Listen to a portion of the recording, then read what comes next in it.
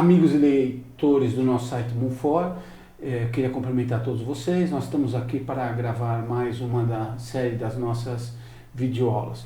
Vocês devem estar vendo, nós estamos num estúdio novo, um local novo. O motivo dessa mudança é que as nossas antigas aulas, como vocês devem saber, eram gravadas na casa da professora Ivone, que era casada com o professor Orlando, na casa que eles tinham. E ela vendeu a casa, se desfez da casa, e com isso a sala que era destinada ao local de estúdio, ela foi embora. Mas agora nós estamos com esse nosso novo local e acho que o fundamental das nossas aulas, mais do que o ambiente onde elas se realizam, é o conteúdo. Eu tenho certeza que os nossos leitores e nossos amigos vão continuar apreciando essas nossas aulas. E hoje nós vamos estar aqui a videoaula, quem vai dar para nós é o professor Fernando Schlittler.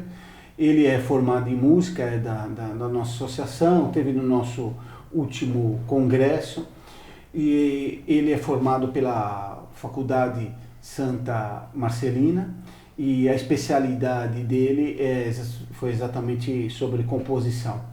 E a aula dele vai ser a respeito de princípios de estética e vai aplicar esses princípios à música. Aqueles que acompanham o nosso site sabem que nós damos muita importância para isso e, aliás, é uma das características do nosso grupo e um dos pontos em que o professor insistia muito. Muita gente, inclusive na chamada direita católica, que nós não gostamos evidentemente desse nome, eles acabam fazendo uma separação entre as questões, uma separação total e absoluta entre as questões doutrinárias e as questões de estética. Então, muitos deles se apegam a pontos doutrinários com razão, de liberalismo, de filosofia, condenando aquilo que está errado, mas que em matéria de arte essas coisas são subjetivas e não existe propriamente uma arte que seria católica e uma arte que representaria esses princípios errados. Então, em muitos desses grupos, a gente vê gente que gosta de rock, gente que gosta de arte moderna. Eu me lembro de um grupo de pessoas que se denominavam tradicionalistas do Rio de Janeiro e que defendiam abertamente a arte moderna e o rock. E esse é um ponto que é bastante importante, porque na realidade todos esses princípios errados de música, de arte em geral, eles acabam produzindo uma deformação e é muito importante a gente educar o nosso gosto. Isso daqui vem daquela ideia, já tantas vezes repetidas por nós, de que o gosto seria uma coisa subjetiva e cada um então poderia gostar daquilo que bem lhe apraz. O que caracterizaria o gosto é simplesmente o agrado que dá em cada pessoa. Então o professor Fernando vai mostrar como na realidade existem princípios objetivos e como algumas músicas, ele vai dar inclusive alguns exemplos, são objetivamente feias e nós não devemos gostar delas. Assim como algumas músicas são objetivamente bonitas e nós devemos gostar delas. Pode ser que eu acabe gostando de uma música feia, mas é por um defeito meu e a gente deve se esforçar para corrigir esse defeito. Mas como é bastante costume, os nossos ouvintes já sabem, eu estou falando demais, vamos deixar aqui o professor Schlittler tocar a aula dele. Eu só peço para antes da gente começar, para ele rezar aqui para o início da nossa aula. Em nome do Pai, do Filho e do Espírito Santo. Amém. Ave Maria, cheia de graça, o Senhor é convosco. Bendita sois vós entre as mulheres, e bendito é o fruto do vosso ventre, Jesus. Santa Maria, Mãe de Deus, rogai por nós, pecadores, agora e na hora de nossa morte. Amém. Dai-nos, ó Virgem pura, fé, pureza e bravura. Ave Maria, cheia de graça, o Senhor é convosco. Bendita sois vós entre as mulheres, e bendito é o fruto do vosso ventre, Jesus. Santa Maria, Mãe de Deus, rogai por nós, pecadores, agora e na hora de nossa morte. Amém. Doce coração de Maria, sede nossa salvação. Pai, do Filho e do Espírito Santo. Amém. Então, professor Fernando, o senhor com a palavra, já roubei muito, mas o pessoal está acostumado, não precisa ficar preocupado. Está bem. Então, vamos começar a nossa aula expondo o princípio que fundamenta o nosso estudo sobre a música. Para uma obra musical, assim como toda obra de arte ser boa, bela e verdadeira, ela deve ser ordenada de acordo com as leis que Deus colocou na ordem da criação. Cada criatura possui uma ordem intrínseca que reflete a Deus, e entre todas as criaturas há uma ordem que reflete a Deus de maneira mais perfeita ainda. E é essa ordem que deve estar presente na obra musical, bem como em toda obra de arte. E é a Deus que contemplamos indiretamente através da obra de arte. A música, como toda coisa que existe, é uma criatura de Deus, né? Exatamente. Então ela tem que seguir os princípios que Deus pôs na natureza. Né? Exatamente. E esses princípios que Deus colocou na natureza, né, eles são cognoscíveis, eles são tirados da própria realidade. São princípios cognoscíveis, conhecidos pela luz natural da razão e confirmados e aprofundados pela revelação. Todo efeito é proporcional à sua causa. Todo efeito reflete a sua causa, é espelho da sua causa. Nada há no efeito que não exista em grau mais perfeito na sua causa. Ora, a ordem da criação é feita de seres contingentes, que não possuem a causa de seu ser neles mesmos. Logo, eles possuem uma causa primeira, distinta do ser deles. Pelas provas da existência de Deus, sabemos que essa causa primeira não é causada por nenhuma outra, e que essa causa primeira é Deus. São Boaventura, no século XIII, ao escrever sobre esse mesmo tema, tão fundamental para a religião, ensina que o universo é uma alegoria sobre Deus. No seu livro Itinerário da Mente para Deus, ele escreve que todos os seres criados simbolizam Deus, pois Deus é a origem de todas as coisas e todo efeito é símbolo de sua causa. E também, no seu outro livro, Breviloquium, ele diz que o mundo é uma espécie de livro em que se reflete, é produzida e se pode ler a trindade que o produziu, segundo um tríplice grau de expressão, ou seja, por vestígio, imagem e semelhança.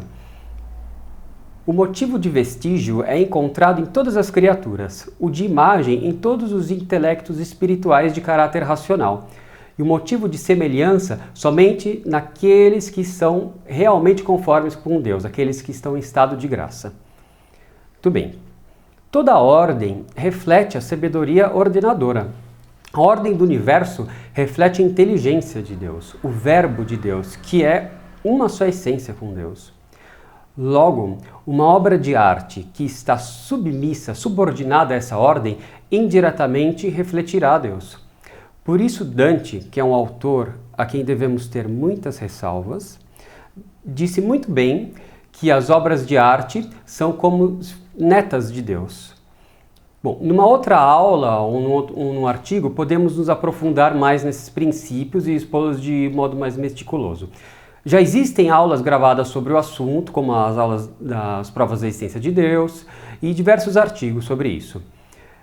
Mas é importante, né? Foi importante repassar isso de início, porque fica claro como a música, toda a obra de arte, ela deve refletir a Deus. Se ela não está refletindo a Deus, ela está refletindo alguma coisa que não é Deus, que é o contrário de Deus. Isso, está refletindo uma repulsa a Deus, uma recusa de reconhecer a Deus como o Senhor soberano da realidade. Quer dizer, então nem existe propriamente uma obra de arte indiferente, né? Não. Dizer, não, olha, eu escuto rock, mas não quer dizer nem que seja virtude, nem que seja uma coisa ruim, seria indiferente. Quer dizer, ou a obra de arte, de alguma forma, ela está nos aproximando de Deus, ou de alguma forma ela está nos afastando. Né? Exatamente. Muito bem. Nós vamos começar escutando uma obra musical para que tenhamos, assim, uma ideia mais clara sobre o que é a organização de uma obra musical. Para ter uma ideia melhor do que é a sua morfologia, a sua organização e sua relação inexorável com a filosofia. Como uma sua relação inexorável com a filosofia e com uma ideia de ordem da realidade. Vamos assistir um vídeo com uma animação que acompanha essa obra musical. cujos desenhos representam, assim como na partitura, as notas musicais, suas durações e o movimento delas no tempo. No eixo vertical do vídeo, quanto mais alta estiver a nota, mais aguda ela é. Quanto mais para baixo, mais grave. No eixo horizontal, o eixo horizontal do vídeo é referente ao tempo. Quanto menor a extensão horizontal da nota, mais curta é sua duração, e quanto maior, mais longa é sua duração. Esse tipo de vídeo auxilia muito a desenvolver uma escuta musical atenta e ativa, que visa acompanhar de maneira mais consciente o discurso da obra e, por isso, compreendê-la melhor. Procurem prestar atenção e associar o que é ouvido com o que é visto, buscando reconhecer desenhos ou padrões de desenhos que se repetem durante a música, ainda que sejam repetidos de modo variado. A música que nós iremos escutar é das 4 Estações, de Antônio Vivaldi, o primeiro movimento de Inverno. Não vamos analisar aqui especificamente o símbolo que o compositor colocou referente à estação do ano, o inverno. Por exemplo, posso falar um pouco sobre isso. Logo no começo da peça, vocês vão escutar uma série de notas repetidas, que, na intenção do compositor, representam o tremor de frio na neve. E, logo em seguida, um violino rápido, com movimentos ascendentes e descendentes, representa o vento no inverno. Apesar dessa música se valer desse tipo de recurso, desse recurso imitativo, ele não é comum nas obras musicais. A música pode ter esses recursos onomatopeicos, ela pode se valer de combinações de sons que sugerem essas comparações, mas isso é secundário. A maioria das obras musicais não se vale desse tipo de recurso imitativo, e ele não é essencial à música. É um recurso específico que o compositor se valeu, e que ele poderia não ter se valido e ainda assim a música continuar sendo boa, bela e verdadeira. O que toda obra musical representa sempre, e isso sim é essencial à música, é uma ideia de ordem ontológica, de ordem da realidade. Porque toda música é organizada e construída em função de uma ideia de realidade, ainda que o compositor não tenha isso claro na sua intenção, mas somente de modo implícito, através da forma mentis, do modo de pensar do compositor, do modo como ele se posiciona perante a realidade, porque isso inevitavelmente irá influenciar o seu processo criativo, o seu modo de fazer música. Quando se fala que a arte imita a natureza, e no caso a música, quer dizer que ela imita a ordem da realidade, da natureza, através da aplicação dos princípios metafísicos presentes na ordem da criação, e não por uma imitação primária e onomatopeica dos sons brutos da natureza. Portanto, o que a música, em última instância, imita da natureza são seus princípios metafísicos, e não os seus elementos mais superficiais. E são esses princípios presentes na obra musical que determinam o que ela é, que determinam se essa obra é boa ou não. São esses princípios que determinam o efeito da obra na alma do ouvinte. Se os princípios que moldaram a obra forem congruentes com a ordem da realidade, a obra será boa. Se a peça musical não for moldada segundo tais princípios, ou ainda que falte só um deles, essa obra não será boa. Pois não se configurando de acordo com a verdade da realidade, ela é uma obra falsa e, portanto, feia. Vamos escutar agora essa obra de Vivaldi, que contém esses princípios verdadeiros, e comentá-los em seguida.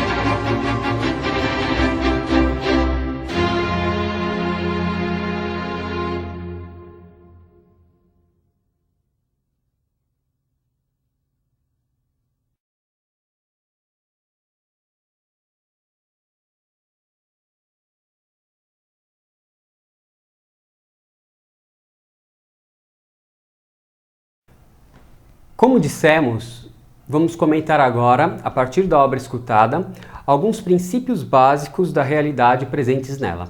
Princípios que são expressos pelo ser dessa música, pois ela foi construída e organizada em função deles. Nossos comentários não visam, obviamente, uma explicação que esgote todos os princípios e elementos formais presentes na obra. Porém, após vocês ouvirem essas explicações, eu recomendo que voltem o vídeo e o assistam novamente, de modo a prestar mais atenção nesses elementos que estarão, de certo, muito mais sobressalentes a uma escuta atenta após a explicação a seguir. O primeiro princípio que nós vamos analisar é o princípio de proporção aritmética. É o princípio que diz respeito à beleza material, à beleza numérica nos sons. Notem nessa música, nesse vídeo, como a extensão das notas, né, o tamanhozinho das notas que vocês assistiram, possui sempre um padrão de duração constante. E quando são variadas, é muito fácil de notar que o tamanho delas, né, o tamanho horizontal delas, segue um padrão de proporção numérica. Algumas são 2 vezes maiores, outras são 4. Isso se nota, né, Chiliter? Até visualmente, né? Isso, visualmente. Aquele desenho acaba ajudando muito isso nesse sentido. Muito, né? muito. Porque quando a gente só escuta, o tempo não fica muito claro, mas ali quando é visto no vídeo fica bem claro essa proporção do tempo delas, né? Fica muito claro. E também pela sincronia entre os diversos instrumentos. Cada linha colorida, que é diferente, representa um instrumento diferente da música. Então, notem que a sincronia entre os diversos instrumentos, né, todas as notas simultâneas estão sincronizadas segundo essa mesma proporção de duração. As notas também estão em proporção não somente rítmica, mas também em proporção de alturas, né? Esse princípio foi descoberto por Pitágoras, filósofo da Grécia Antiga. As notas musicais, ou sons de altura definida, se definem por serem sons que vibram segundo um número de vibrações constante por segundo. Assim, a nota Lá é uma nota que vibra constantemente 440 vezes por segundo. Quanto maior o número de vibrações por segundo, mais aguda é a nota. Quanto menor o número de vibrações, mais grave. Agora, Chilito, o Pitágoras descobriu essa vibração, mas ele não sabia que eram 440 vezes.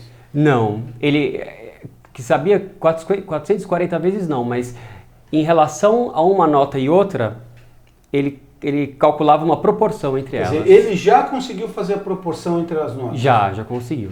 Puxa, esses gregos eram inteligentes mesmo, né? É. Não eram esse pessoal que compõe hoje em dia.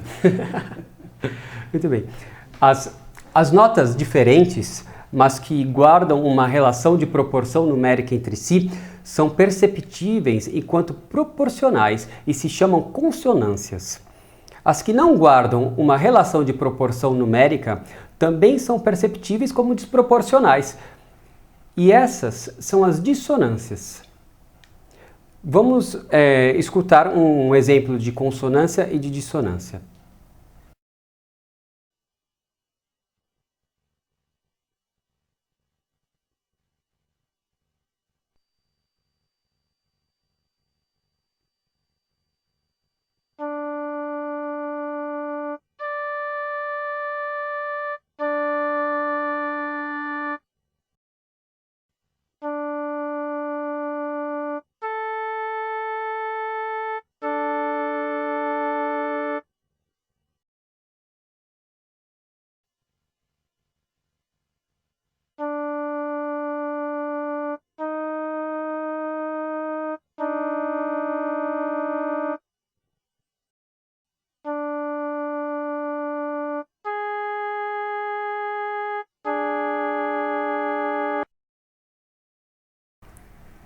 A boa música deve combinar de modo ordenado consonâncias e dissonâncias, de maneira que as consonâncias tenham primazia na obra, por serem mais perfeitas do que as dissonâncias, pelo fato de terem a qualidade da unidade.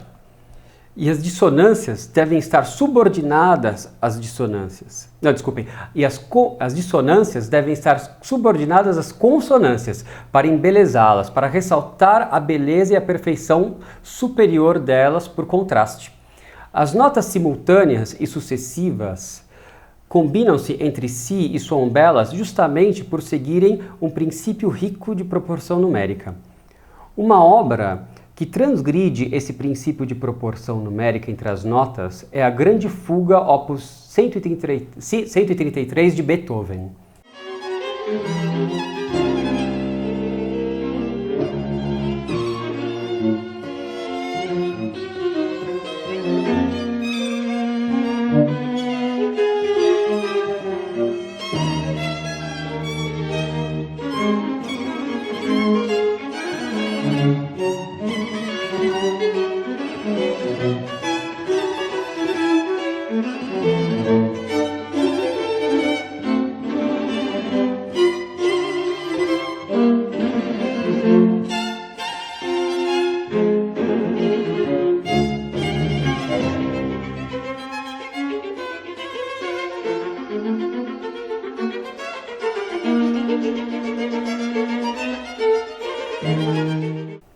Beethoven era um compositor romântico, e os românticos odiavam a ordem da realidade, pelo fato dela ser racional.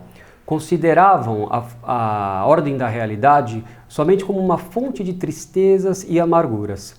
Por isso, suas obras tinham que transgredir os princípios da ordem da realidade, pois só assim, segundo essa visão distorcida que eles tinham da realidade, só assim as suas obras seriam belas, segundo a visão deles, né? Quer dizer, o próprio, eu estou citado muito rock, mas o próprio romantismo, então, está contra os princípios católicos, isso, né? Negando a realidade. Como é que se pode alguém que se diz católico, e até católico conservador, gostar de Beethoven e do romantismo? Pois né? é uma contradição, A arte romântica, ela visava uma falsa elevação espiritual, uma falsa ascese, uma ascese destrutiva da realidade, uma ascese destrutiva da razão, né? E eles faziam isso através da prática de transgressões, de antinomismos na obra. No fundo, os românticos gostariam de se ver livres de Deus, assim como Lúcifer. Por isso que o romantismo é gnóstico. Esse mesmo espírito de transgressão, com toda a sua visão de mundo falsa e gnóstica, foi radicalizado pela música moderna. Um exemplo de música moderna é a obra Le Marteau sans Maître, O Martelo Sem Mestre, de Pierre Boulez. Essa peça foi composta na década de 1950. Qualquer pessoa nota que se trata de uma obra desordenada, uma obra dissonante. Vamos escutá-la. Escutar um trecho só.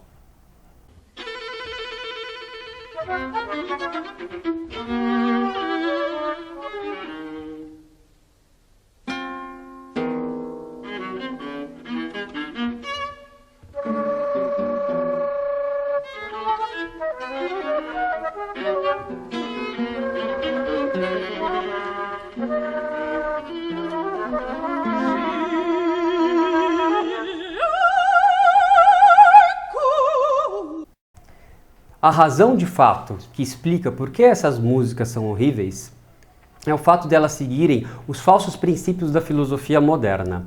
Filosofia que nega existir na realidade esses princípios que estamos expondo. Quer dizer, Fernando, a gente fala muito, por exemplo, vê muitas críticas no romantismo, no rock, de que as músicas, por exemplo, o romantismo, ele excita muito as paixões do sentimentalismo, né? Sim. E a pessoa acaba tendo defeitos por causa disso, acaba tendo uma visão sentimental e acaba distorcendo a realidade. O rock excita muito as paixões no que se refere à agitação, a pessoa fica muito agitada, vai para drogas por causa disso. Sim. Mas a sua análise é mais profunda que isso, né? Sim. Porque você está dizendo o seguinte, que isso acaba incutindo na cabeça das pessoas certas ideias. Então, exatamente. Não é que a pessoa fica só um romântico porque está acostumado a ouvir e ficar, vamos assim, ter um deleite com aquilo. Aquilo acaba introduzindo ideias nela que vão justificar até essa posição romântica, né? Exatamente, exatamente. Ela reforça. Se a pessoa já tem essas ideias erradas, a música ela vai ter um efeito de reforço psicológico. Ela vai começar a incorporar essas ideias no seu modo de ser com mais desenvoltura. E do mesmo modo, uma música que seja boa, que seja de acordo com a ordem da realidade, vai provocar um efeito numa pessoa que já tenha essas ideias, que já é católica, já vai reforçar essas ideias nela e vai incliná-la a praticar, a incorporar essas ideias no seu modo de ser com mais desenvoltura, com mais perfeição. Assim como o gregoriano ajuda a prática da religião, né? Exatamente. A gente dá pelo menos um bom exemplo aí. Tudo bem. Nós ouviremos durante a aula alguns outros exemplos de música moderna. Porém, a relação delas com a filosofia moderna vamos deixar para ver de modo mais profundo numa outra aula. Vamos nos concentrar aqui nos princípios básicos que toda música deve ter. E justamente, um outro princípio fundamental da ordem da realidade, da vida intelectual, é o princípio de identidade. Segundo esse princípio, todo ser é aquilo que ele é. Cada coisa é o que ela é. Assim, eu sou Fernando. Esse é o senhor Alberto. Ainda que eu sofra mudanças, essas mudanças não alteram o que eu sou em essência. Se eu casei, não deixei de ser Alberto, né? Por mais que pareça o contrário, e eu falo isso porque a Lúcia não costuma escutar essas aulas, mas enfim. Muito bem. Ainda que haja essas alterações, o meu ser sempre corresponde ao que eu sou. Posso engordar, cortar o cabelo, mudar de lugar. Todas essas alterações são meramente acidentais e continuo sendo o que sou. Assim, na música, quando algum elemento é repetido, ele deve ser repetido de modo claro, de modo a ser reconhecível, pelo fato de ter uma forma que, retida na memória, é capaz de ser reconhecida quando repetida.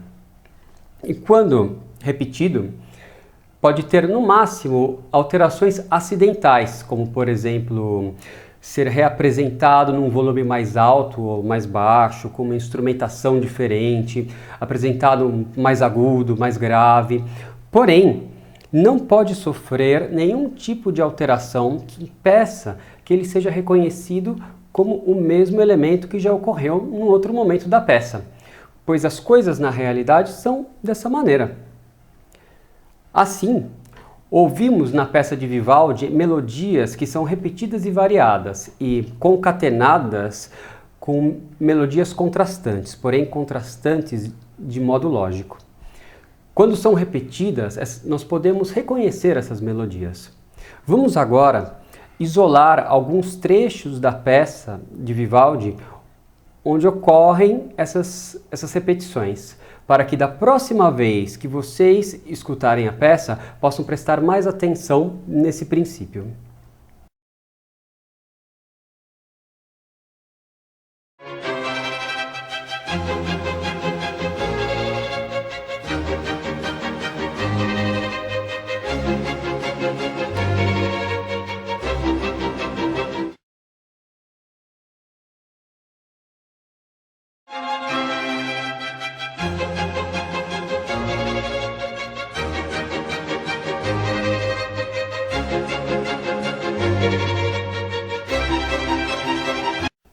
Porém, além de serem repetidas, surgem também novas melodias e seções derivadas das primeiras melodias da peça. E nesse caso, estamos falando de outro princípio, o princípio de relação entre causa e efeito. Então, vamos falar um pouco desse princípio de causa e efeito. A música é uma arte temporal, pois ela se dá no tempo. A ordem do tempo implica numa ordem de causa e efeito. A causa é, obviamente, anterior ao efeito. E o efeito é derivado da causa. Assim, aquilo que ocorre no meio da peça guarda uma relação de causa e efeito com o que ocorreu antes. Notem o trecho do primeiro movimento de Inverno de Vivaldi, no qual o violino expande e desdobra o material já exposto. Né? As figuras ascendentes e descendentes rápidas, aquele vai e vem para cima que o violino faz. Notem que o acompanhamento que o baixo contínuo faz ao violino, a linha inferior, notem como esse acompanhamento, por sua vez, se vale do material de notas repetidas apresentado logo no início da peça.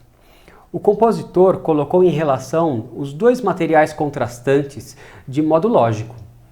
O que antes era contraste na sucessão, na diacronia, é apresentado agora como contraste simultaneamente, na sincronia. Vamos escutar esses trechos.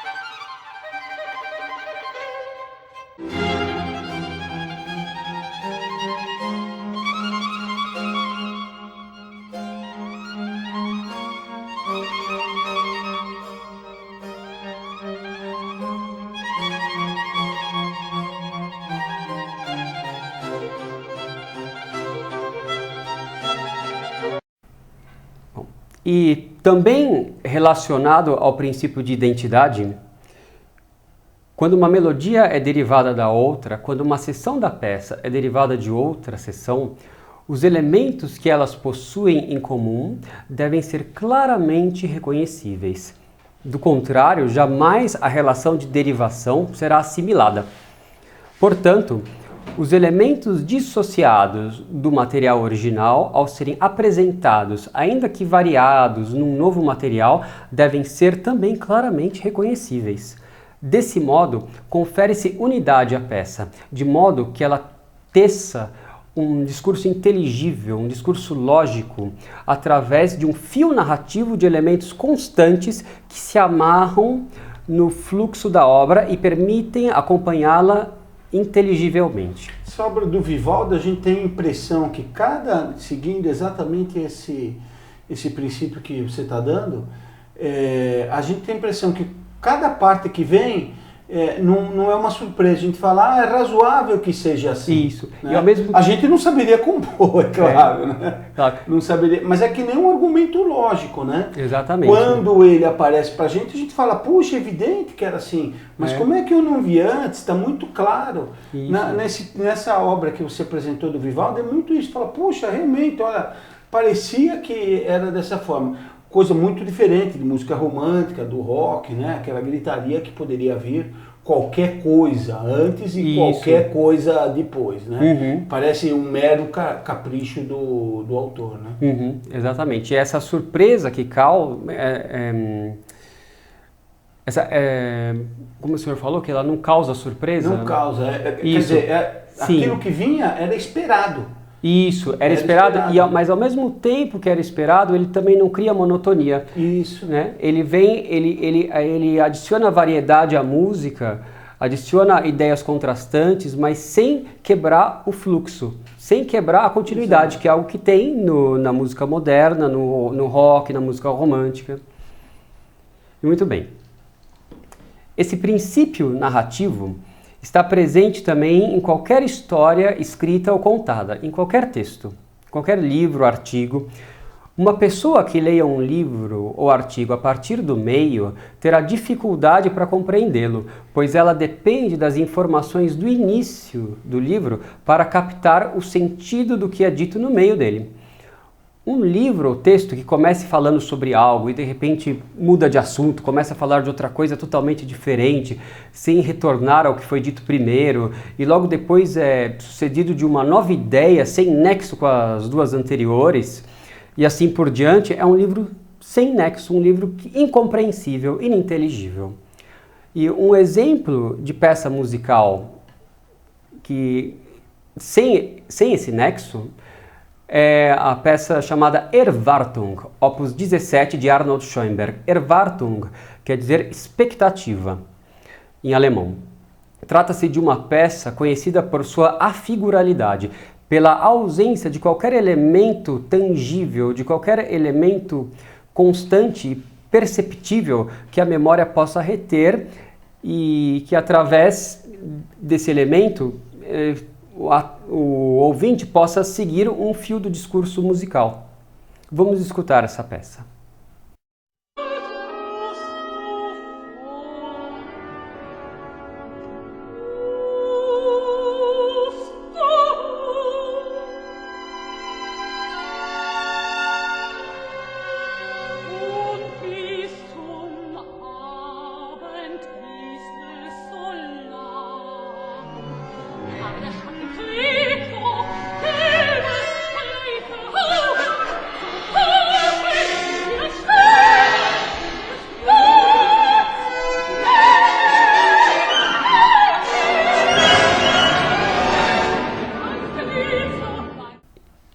E essa transgressão ao princípio de causalidade, o próprio Schoenberg afirma estar presente já em Beethoven.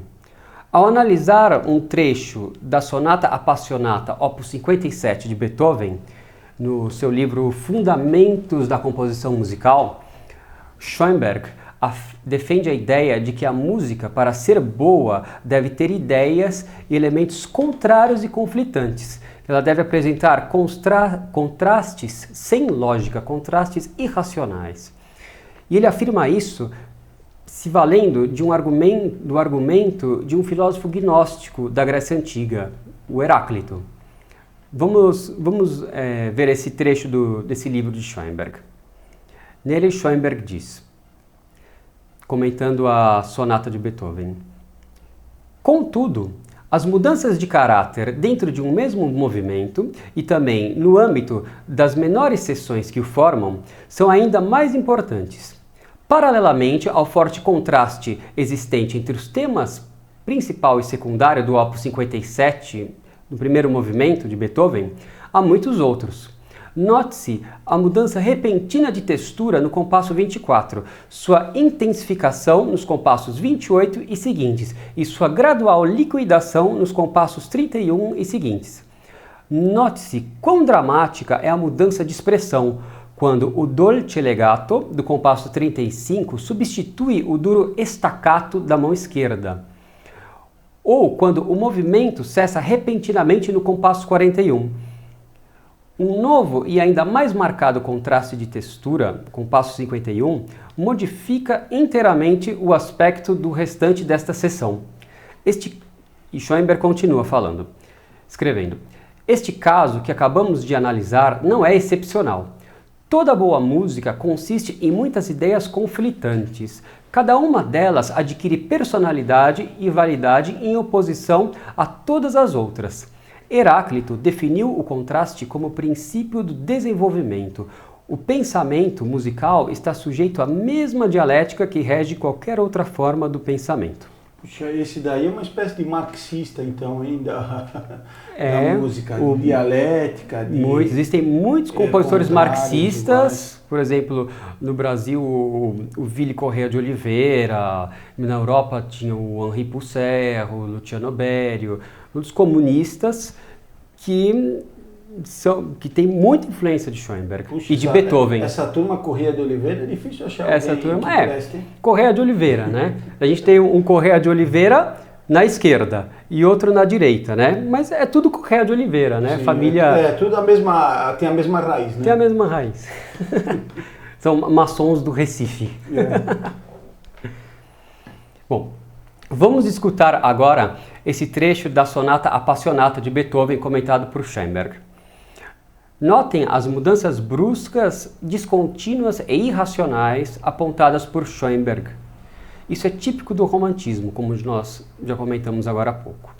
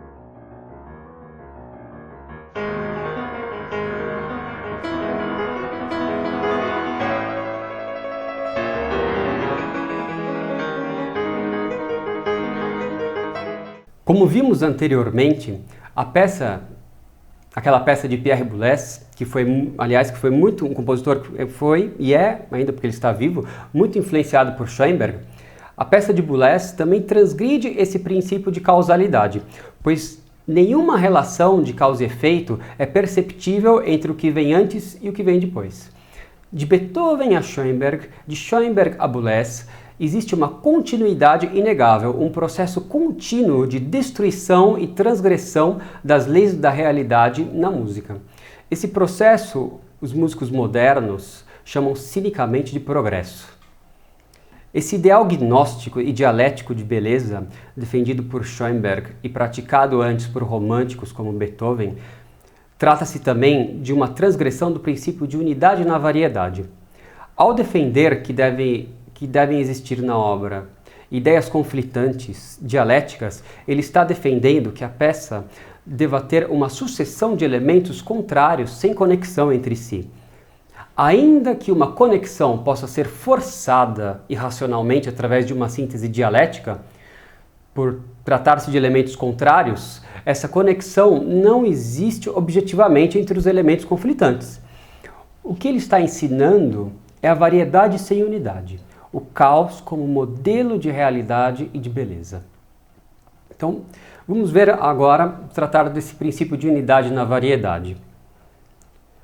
A recorrência de elementos constantes e perceptíveis enquanto tais numa obra garante a sua unidade e, portanto, a sua inteligibilidade.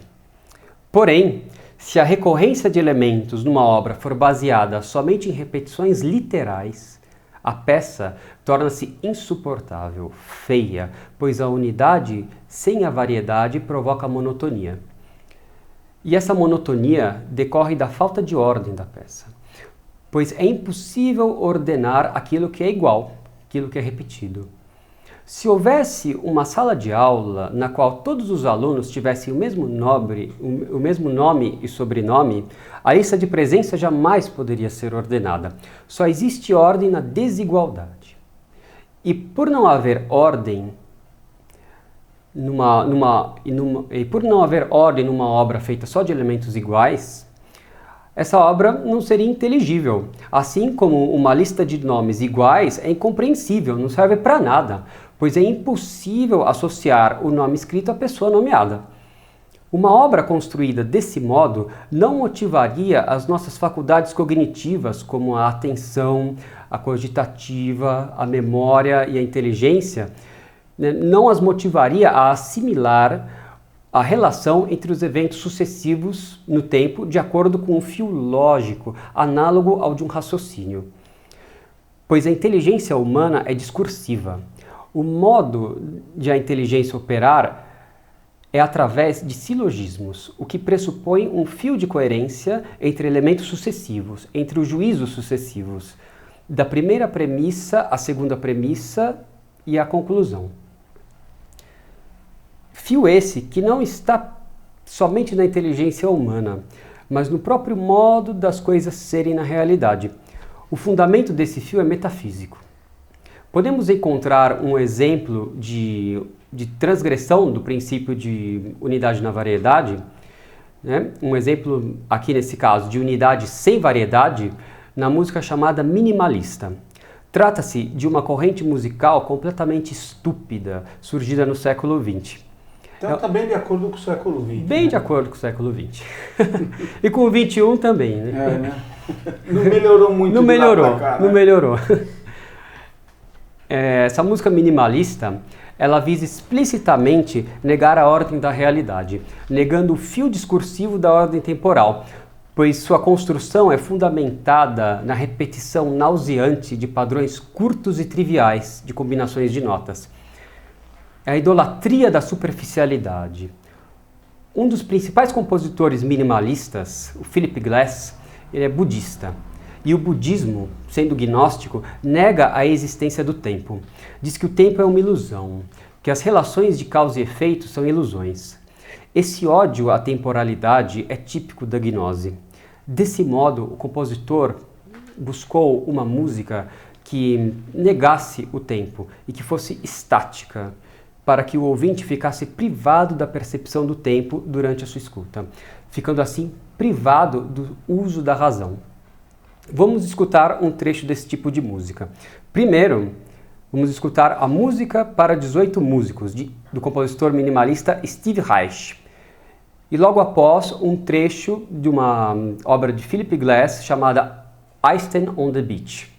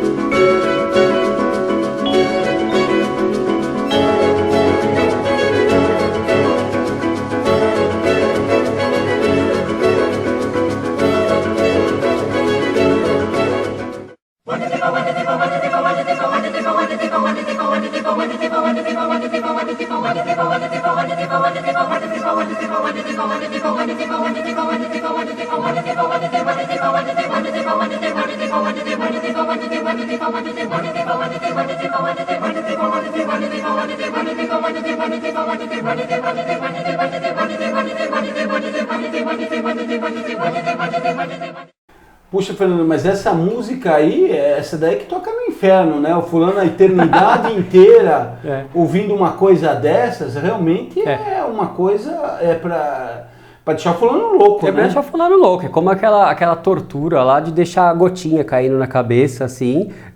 Os primeiros momentos a pessoa vai achar gostoso, a gotinha geladinha. Passou alguns minutos, aquilo vai ser horrível, vai dar uma dor de cabeça horrível, a pessoa vai estar vai ficar desesperada. E esse tipo de transgressão também está presente nas músicas ditas New Age, que são influenciadas pelo minimalismo. O curioso é que compositores minimalistas como Philip Glass influenciaram-se muito no jazz e no rock para desenvolver esse tipo de música. Pois o jazz, rock, samba, sertanojo, breganejo, música pop, todas essas músicas falsamente populares e verdadeiramente decadentes se baseiam também nesse tipo de negação da ordem da realidade. Assim como o minimalismo, elas dão primazia ao pulso rítmico repetitivo e não a uma ordem elevada entre as notas, entre as melodias. Esse tipo de música é feito de padrões curtos, fragmentários, que, moldados em função de um padrão rítmico banal, trivial e elementar, são repetidos e sucedidos por outros padrões curtos, circulares e nauseantes, que, além disso, não possuem nenhuma relação lógica suficiente para articular um discurso coerente. Vamos ouvir agora um exemplo de rock, bem curtinho.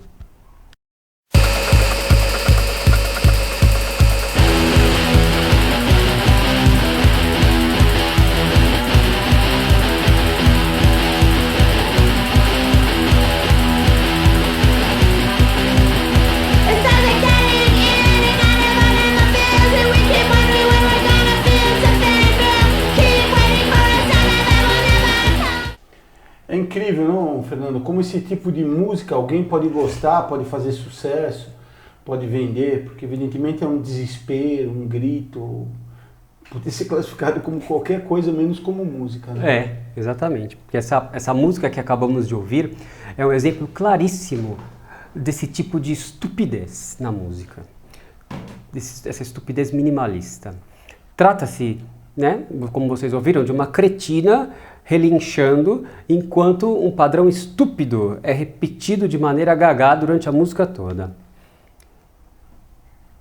Por outro lado, agora vamos continuar a questão da unidade na variedade.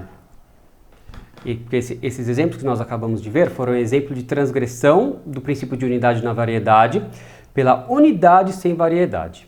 Agora nós vamos ver a transgressão que se refere à variedade sem unidade. Se uma peça não possui uma recorrência de elementos constantes e perceptíveis, concatenados de maneira lógica, né, mas se uma peça consiste somente num fluxo de elementos variados sem conexão entre si, essa peça também se torna insuportável e feia, ininteligível, pois a variedade sem unidade provoca o caos. Assim, um jardim que fosse feito somente de grama verde teria unidade, mas seria monótono, como essas músicas que a gente escutou. Só que nessas músicas, né, um jardim de grama verde tem uma beleza natural. Essas músicas já são uma transgressão da lei natural. Então, nesse jardim, né,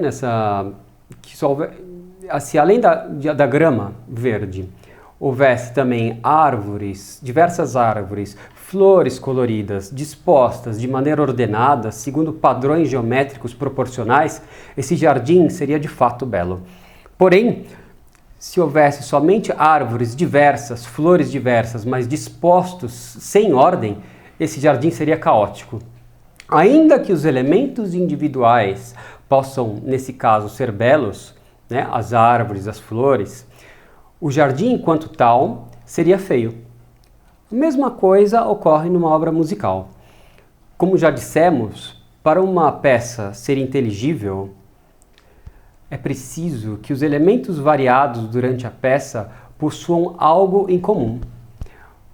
Possuam elementos claros e constantes e também elementos distintos, de modo a engendrar um percurso sonoro narrativo de fato belo. Um exemplo de obra musical caótica são as músicas modernas de vanguarda, como que nós já escutamos de Schoenberg, de Boulez, também de Beethoven. Mas agora nós vamos escutar uma obra mais radical ainda nesse sentido, que é uma peça do compositor Brian Ferneyhall. Se a música que visa a unidade sem variedade é minimalista, as que visam a variedade sem unidade, como as de Brian Ferneyhough, são chamadas de nova complexidade. Vamos escutar um trecho.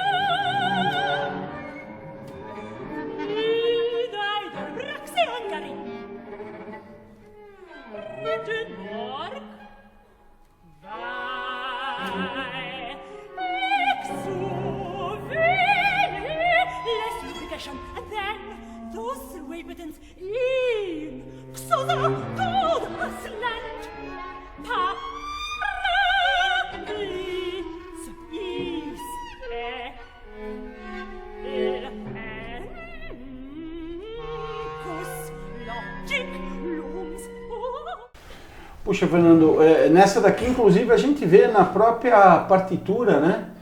Que se a gente comparar com a de Vivaldi, que era toda ordenada, essa partitura e as notas, a gente vê uma bagunça incrível, né? Sim. Lembrei dos borrões que os meus filhos fazem na hora que estão copiando as coisas nos cadernos, né? Exatamente. Bom, e notem também que a peça de Ferneyhough também peca pela transgressão ao princípio de identidade. Pois, se há alguma recorrência na peça, ela é deformadíssima e imperceptível. Ela também transgride a relação de causa e efeito, pois aquilo que ocorre antes na peça não determina de modo claro o que ocorre depois. Também transgride o princípio de beleza material, de proporções entre os sons, que nós vimos no começo da aula. Ela é uma peça feita somente com notas em relação desproporcional entre si, ou seja, de dissonâncias. O último princípio que nós vamos comentar é o princípio de que tudo o que é imperfeito deve se subordinar ao que é mais perfeito, o que é perfeito para adquirir perfeição, né? Tudo que é inferior deve se subordinar ao que é superior para adquirir a sua perfeição. Como já dissemos, há uma hierarquia na música. As consonâncias, por serem proporcionais, ao terem unidade, são superiores, mais perfeitas do que as dissonâncias. As dissonâncias têm como função criar uma tensão que, ao serem sucedidas por uma consonância, isso faz com que, pelo contraste entre a instabilidade da falta de unidade da dissonância e a estabilidade da unidade da consonância, a beleza, a perfeição da consonância seja ressaltada e desse modo assimilada e compreendida de modo mais perfeito e de modo muito mais perfeito do que se ela aparecesse sozinha numa música sem nenhuma dissonância para contrastar com ela, como é o caso dessas músicas minimalistas gagás. Para que a música tenha essa ordem de que a dissonância seja subordinada à dissonância, a dissonância deve ser tratada sem primazia. Deve ser tratada como algo secundário. Ela não pode ser ressaltada mais do que a consonância. Deve sempre aparecer de um modo que sirva à beleza da consonância. E desse modo, a dissonância adquire também certa beleza, por estar a serviço e em função da consonância. Assim também na criação, as criaturas, elas adquirem a sua perfeição, a sua união com Deus, se subordinando a outras criaturas que são mais perfeitas do que ela, que são as causas segundas que Deus colocou na realidade, para que, por meio delas, nós conseguíssemos chegar a Deus como subindo uma escada hierárquica, uma escala de bens organizados hierarquicamente. Do contrário, uma música que dê primazia para a dissonância, como essas que ouvimos de Beethoven, Schoenberg, Boulez e Ferneyhough, essa música é desordenada. A dissonância nessas músicas não é elevada a uma perfeição maior, mas é simplesmente ressaltada naquilo que ela tem de mais imperfeito e inferior, sua instabilidade, sua tensão. Por isso que essas músicas são feias. A perfeição da dissonância é servir à consonância. Então, como dissemos, na ordem da realidade, todo ser que é menos perfeito se eleva ao se subordinar, ao unir-se com um ser que é mais perfeito. Assim, um aluno que quer aprender não vai buscar um colega que sabe o mesmo que ele, ou que saiba menos. Ele irá procurar um professor que sabe mais do que ele e que, portanto, possa lhe transmitir uma perfeição que ele ainda não tem, a perfeição do conhecimento. Assim, na ordem da realidade, assim também na música. Vamos ver agora esse princípio de hierarquia no som. O som possui 4 parâmetros ordenados hierarquicamente. O primeiro e mais importante é a altura, que se refere às notas musicais, que se refere à ordem das escalas, da melodia. O segundo é a duração, que se refere ao ritmo, se refere à duração dos elementos, à duração das notas, se são curtos, rápidos ou longos e demorados. O terceiro é a intensidade, que se refere ao que vulgarmente chamamos de volume, se o som é alto ou baixo, se é forte ou fraco. E o quarto, mais inferior de todos, é o timbre. O timbre se refere à qualidade que singulariza um som, que singulariza uma nota musical. Uma mesma nota pode ser tocada na mesma duração e intensidade por um trompete e por um violino. O que vai diferenciá-la em cada execução é o timbre. Uma terá timbre de trompete, outra de violino, mas vai ser a mesma nota, sendo um Lá 440 Hz, é a mesma nota tocada com a mesma intensidade, com a mesma duração, mas o que diferencia? Uma nós reconhecemos que é esse Lá tocado por um trompete, outra pelo violino. Essa diferença é o que nós chamamos de timbre. E o timbre é o parâmetro mais baixo do som, pois ele é ligado ao que é mais material no som, mais particular e menos universal. A nota musical é superior, as alturas são superiores, pois são de natureza mais intelectual, porque são universais. O timbre é inferior e de natureza mais sensual, material, porque o timbre é o que individualiza um som, e a matéria é o princípio de individuação nos seres materiais.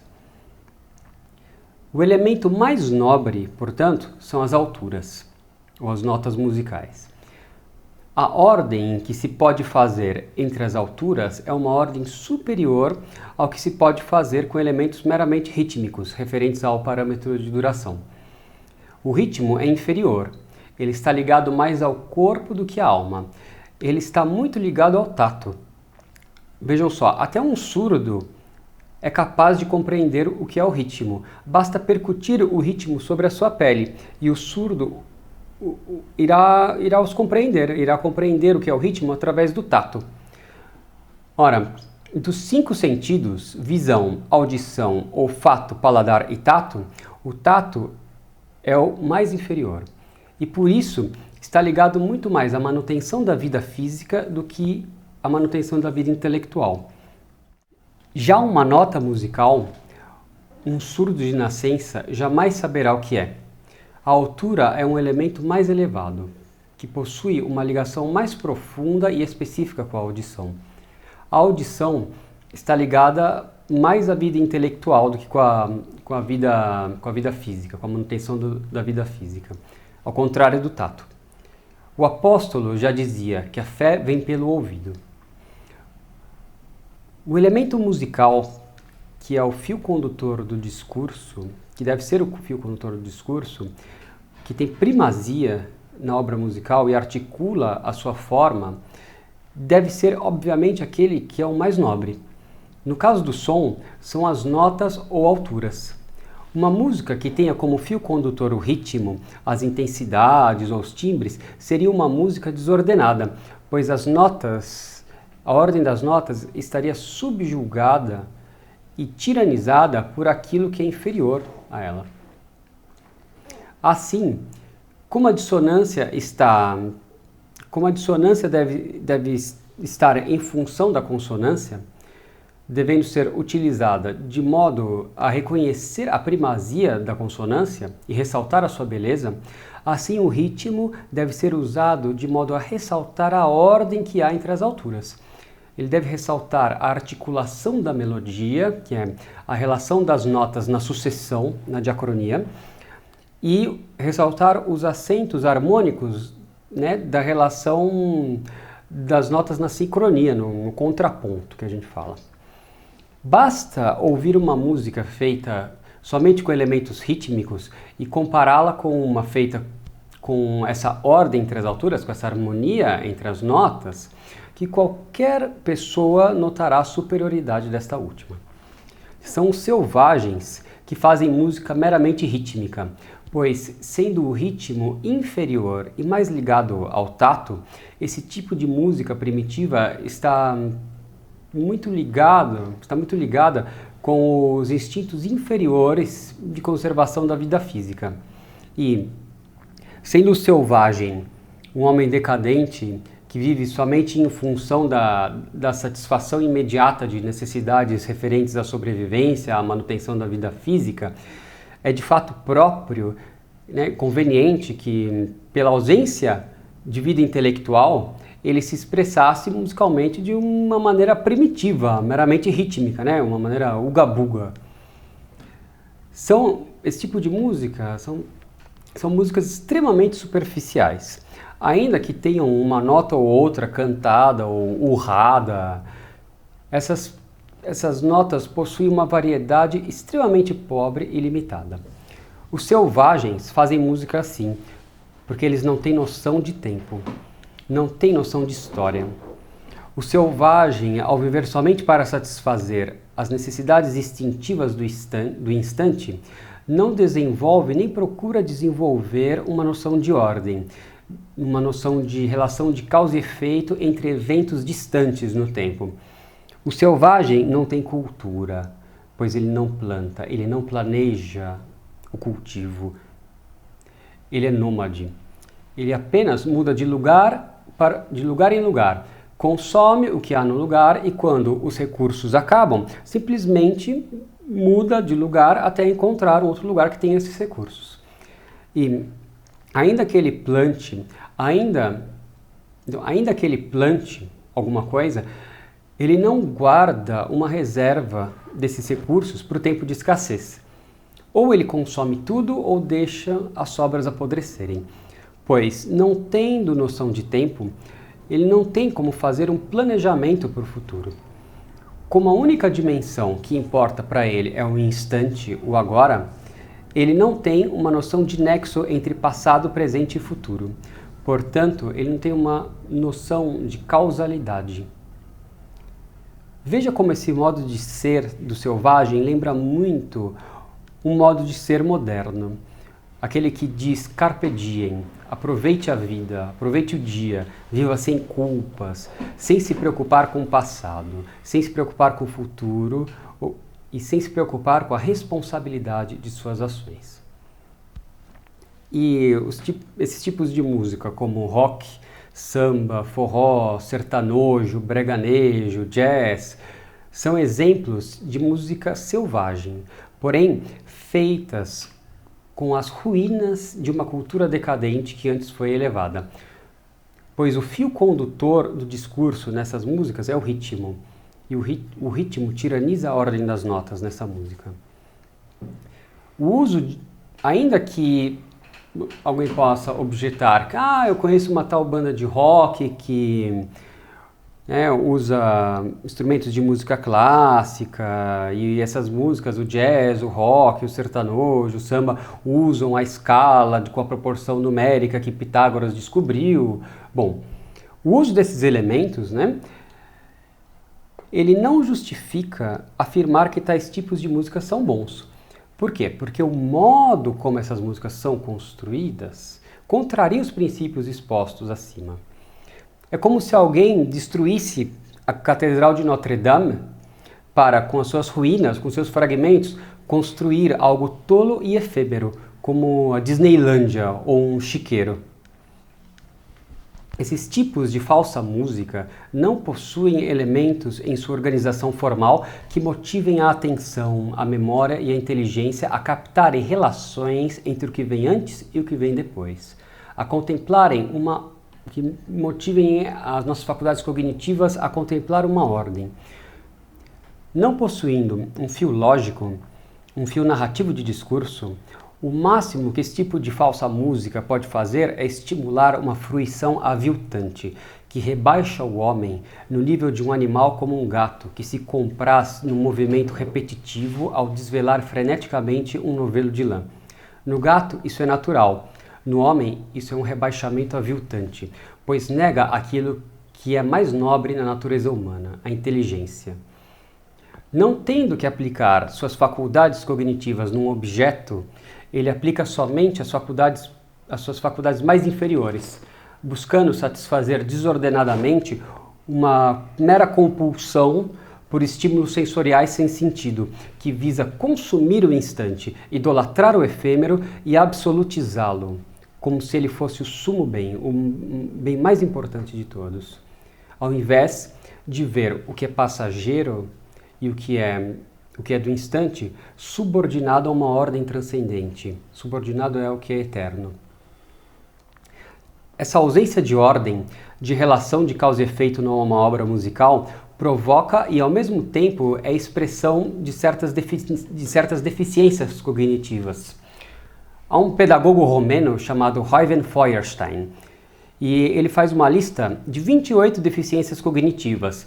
E dentre elas, olha que interessante, ele lista como uma deficiência cognitiva a incapacidade de reter, de compreender constantes num fluxo de eventos sucessivos. Como toda ordem espelha a inteligência ordenadora, é óbvio que a inteligência ordenadora desse tipo de música selvagem, o rock, o jazz, o sertanojo, etc., é óbvio que a inteligência ordenadora de quem compôs essa música não é lá muito inteligente. Pois o que esse tipo de música espelha é uma deficiência cognitiva. E ele espelha isso pela ausência de uma ordem coerente. Em outras palavras, ele espelha a burrice, a estupidez.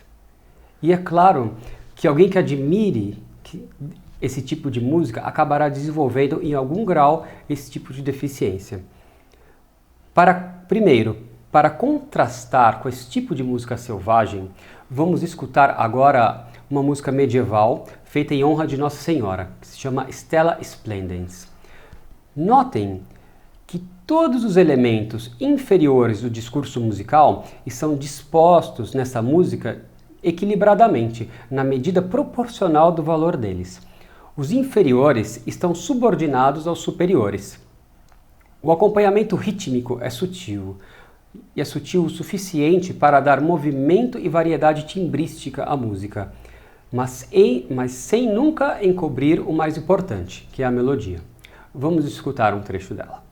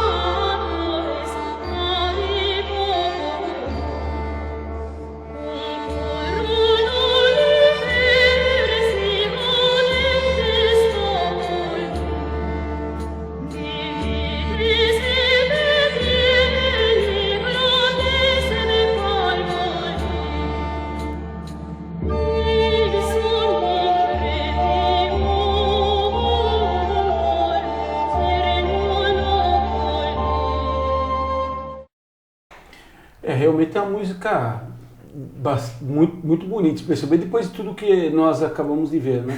E de que período da Idade Média que é essa música? É do final da Idade Média, do século XIV. É de um conjunto de canções chamadas do Livro Vermelho de Montserrat. Bom, notem que o acompanhamento rítmico, né, dessa peça, ele dá movimento à música. Ele dá movimento à melodia, mas sem chamar a atenção para si. Ele é algo muito sutil. Ele deixa todo o foco na melodia e contribui para aumentar esse foco. Porque ao adicionar movimento e variedade timbrística, ele contribui para aumentar o interesse em ouvir a melodia e prestar atenção no modo como ela é construída, nos seus elementos formais. Agora, vamos escutar uma versão deturpada e deformada dessa mesma obra.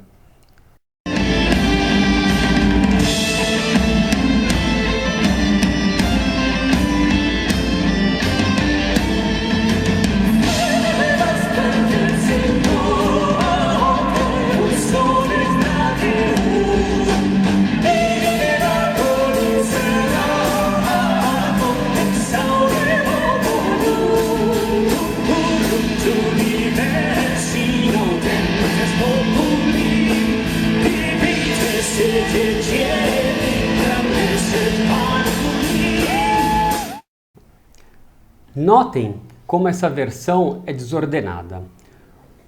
Notem nela que os elementos inferiores são ressaltados a ponto de serem eles a terem primazia na música, e o discurso acaba sendo conduzido por eles.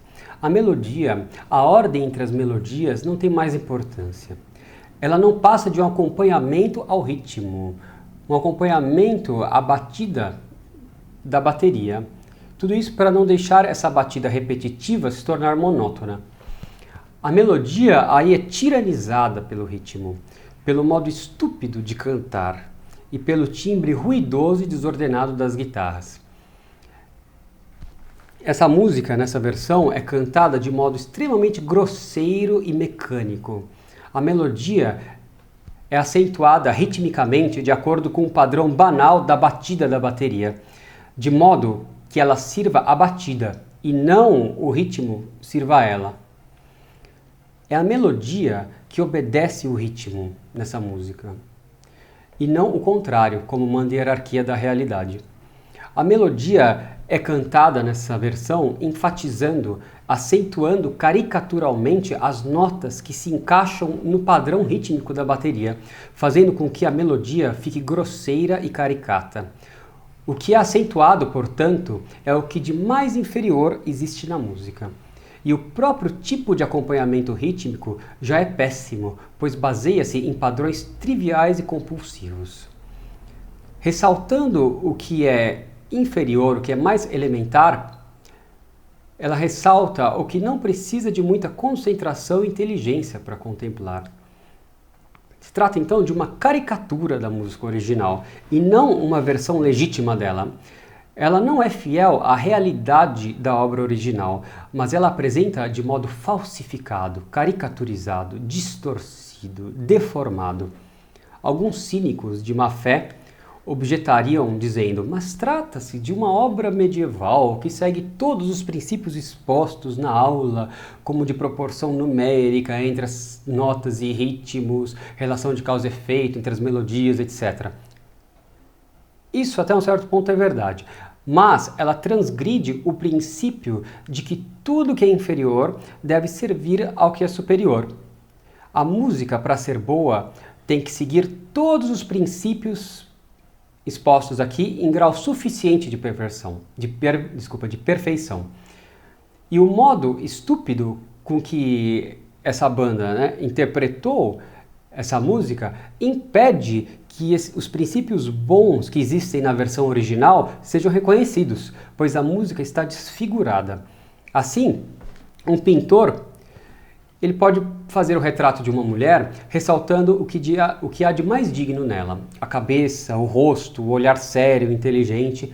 E do mesmo modo como essa banda de rock fez, O pintor pode fazer um retrato da mesma mulher, porém ressaltando aspectos inferiores do seu ser, representando a mesma mulher, porém de modo indigno, aviltante, rebaixando-a. Um retrato é bom, o outro é mau. Um é digno, outro indigno. E trata-se da mesma pessoa retratada. Do mesmo modo com essa música. Uma interpretação dela, a primeira que nós ouvimos, é digna, pois condiz com a dignidade do ser dela. Condiz com a dignidade de sua ordem intrínseca que guarda uma relação com Deus. A outra versão da banda de rock é indigna, pois não condiz com a realidade, não condiz com os elementos internos e ordenados da música original. Essa versão rock, portanto, desfigura, deturpa, deforma esses elementos ao tiranizá-los por elementos inferiores e desordenados. Sabe, Fernando, essa música me lembrou um pouco esse mesmo paralelo na Catedral da Sagrada, na Igreja da Sagrada Família, que tem em Barcelona, feito pelo Gaudí, né? Que é uma macaqueação. Saiu, ficou difícil, mas saiu. Do gótico, né? Sim. Tem muita gente que costuma apresentar como Barcelona, tem um bairro gótico, tem uma catedral gótica, se diz, isso daqui seria o gótico moderno, né? Quando na realidade é um verdadeiro absurdo. É a mesma não tem coisa. nada de gótico, né? É só uma deformação. É a mesma coisa que essa música faz. Do verdadeiro gótico. É, exatamente. Então, tanto essa falsa catedral gótica quanto essa falsa música que eu apresentei, ela não passa de uma falsificação da música original, não passa de uma mentira musical. E é isso exatamente o que caracteriza a mentira. Toda mentira contém uma parte verdadeira, portanto bela, e essa parte cativa, atrai, mas também ela tem uma parte péssima, que parasita e tiraniza essa parte boa, e que portanto nos corrompe. A parte verdadeira serve como desculpa para, na verdade, estar apreciando a parte falsa. E é isso que as pessoas que pretendem gostar dessa versão rock, é o argumento que elas dão. Mas eu estou ouvindo música medieval. É falso, está ouvindo uma falsificação de uma música medieval. Assim, o demônio também, ele possui um ser bom, né? A natureza angélica, que foi criada por Deus e que tende ontologicamente a Deus, por refleti-lo. Porém, o demônio recusa a espelhar a Deus. Ele repudia com todas as suas forças o reconhecimento de Deus através de uma inversão que privilegia o que é mais inferior. Ele troca o Criador pela criatura e por isso borra, mancha, distorce o reflexo de Deus no seu ser, quando ele usa de todas as suas forças para contrariar a Deus. Ele usa de todas as suas forças para direcionar-se ao lado contrário, para baixo, e não para cima onde Deus está. Ele se direciona para o que é inferior e vil. Assim, a versão rock de Stella Splendens foi executada de modo mutilado e deformado, mentiroso e, portanto, não deve ser apreciada, mas odiada. Através da contemplação da verdadeira obra de arte, ou seja, aquela que reflete o ser de Deus, nós nos unimos mais a Deus, que é causa primeira e fim último de todas as coisas, razão pela qual todas as coisas existem. A finalidade de uma obra musical, bem como a de toda obra de arte, é aumentar a nossa adesão à realidade, aumentar nossa adesão à verdade, nossa adesão a Deus, por meio da contemplação. Contemplação que envolve nossas faculdades mais elevadas, inteligência, vontade e sensibilidade. Pela razão natural, é possível conhecer a Deus pelo seu reflexo na obra da criação. Uma obra de arte, para ser boa, bela e verdadeira, deve estar subordinada às leis que Deus colocou na obra da criação. Deve estar subordinada aos princípios metafísicos. Desse modo, se nos admiramos de uma obra musical boa, bela e verdadeira, estamos amando algo que é como uma fotografia de Deus. E quando guardamos uma fotografia de alguém querido, nós não gostamos da foto em si, né? Nós não guardamos essa fotografia por causa da fotografia em si, mas por causa da pessoa retratada na foto. Do mesmo modo, quando se aprecia a boa música, se ama a boa música, nós estamos amando aquela inteligência que está retratada ali, a inteligência de Deus. E por meio desse amor, da boa música, da boa arte, nós aprendemos a conhecer e a amar mais a Deus. Nós amamos mais a Deus. O contrário também é bem verdadeiro. Quem não aprecia a boa, bela e verdadeira obra de arte, mas tem aquilo que é belo como feio ou desinteressante, chato, portanto algo mau e falso, é a Deus que está repudiando e não apenas a obra em si. Desse modo, conhecendo e amando mais a Deus, ao conhecer e amar algo que o reflete, adquirimos uma disposição melhor na alma para obedecê-lo e servi-lo. Deste modo, a obra de arte tem como finalidade última a maior glória de Deus, que é torná-lo mais conhecido, amado e obedecido pelas suas criaturas racionais. A contemplação da verdadeira obra de arte nos faz subordinar a sensibilidade à beleza, a vontade ao bem e a inteligência à verdade. Se estimarmos uma obra de arte que não reflete a Deus, estimamos algo que o contradiz e o repudia. Ora, a repulsa e a contradição a Deus é própria do demônio, é própria do pecado. Portanto, as obras de arte más dispõem o homem à desobediência a Deus, porque fazem o amor dele estar voltado para algo que contraria a Deus. A pessoa que admira, que aprecia as más obras de arte, as más obras musicais, está injetando um veneno na sua alma. Um veneno que a impulsiona a se afastar cada vez mais de Deus, de seu fim último. Impulsiona a pessoa a não regrar seu modo de ver e de viver segundo a ordem da realidade, segundo a verdade, segundo a doutrina católica. Pois o objeto admirado contradiz a realidade. Esse mau gosto obscurece a inteligência, porque ele é contra a realidade, e aumenta a inclinação ao pecado, tornando o bem muito mais difícil de ser praticado. Então ele esfria a devoção, e não só esfria, como a destrói. O católico, se ele quer praticar a religião de modo coerente, sem falsear a sua consciência, ele precisa regrar a sua apreciação artística e musical segundo a realidade, segundo a sã doutrina, segundo Deus.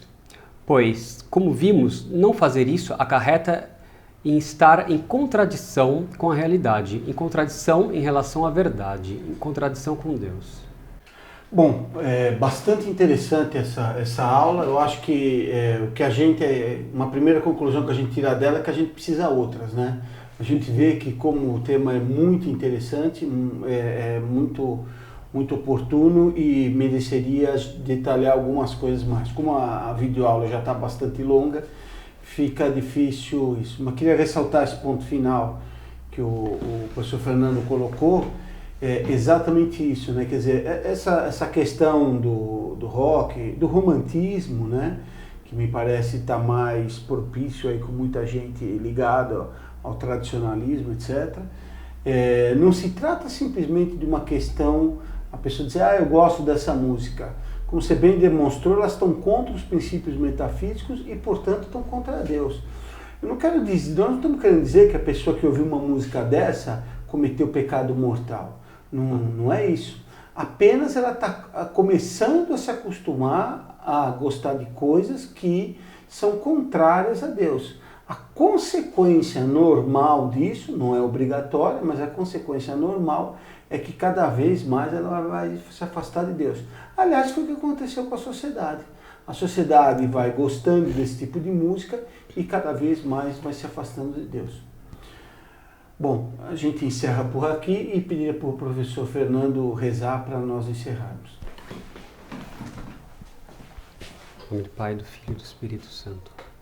Ave Maria, cheia de graça, o Senhor é convosco. Bendita sois vós entre as mulheres, bendito é o fruto do vosso ventre, Jesus. Santa Maria, Mãe de Deus, rogai por nós, pecadores, agora e na hora de nossa morte. Amém. Dai-nos, ó Virgem pura. Fé, pureza e bravura. Ave Maria, cheia de graça, o Senhor é convosco. Bendita sois vós entre as mulheres, e bendito é o fruto do vosso ventre, Jesus. Santa Maria, Mãe de Deus, rogai por nós, pecadores, agora e na hora de nossa morte. Amém. Doce coração de Maria. Sede de nossa salvação. Em nome do Pai, do Filho e do Espírito Santo. Amém.